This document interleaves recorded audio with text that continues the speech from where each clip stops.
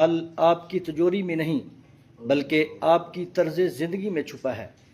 رزق کی تنگی ذلت نہیں بلکہ رب کی طرف سے ایک پکار ہے کہ واپس لوٹ آؤ۔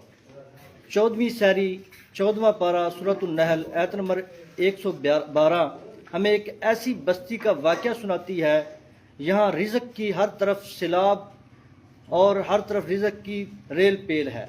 وہاں امن تھا، سکون تھا اور فراوانی تھی۔ جانتے ہو کیوں؟ کیونکہ وہاں قدردانی تھی۔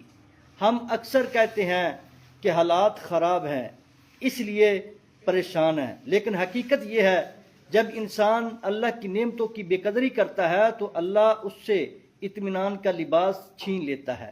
یاد رکھیں، رزق ماتھے کے پسینے سے نہیں مقدر کے لکھے سے ملتا ہے، لیکن برکت صرف شکر گزار دل کے حصے میں آتی ہے۔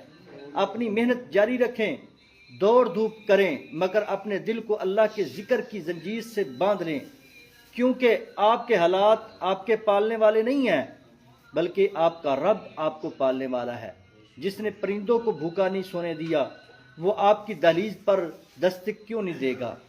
آج سے گلہ چھوڑیں، شکر شروع کریں، پھر دیکھیں رزق وہاں سے آئے گا، یہاں سے آپ کو گمان بھی نہیں ہوگا۔ تو لہذا شکر گزار بندے اللہ کے محبوب بندے ہیں۔ وَقَلِيلٌ مِّنْ عِبَادِيَ الشُّكُورُ۔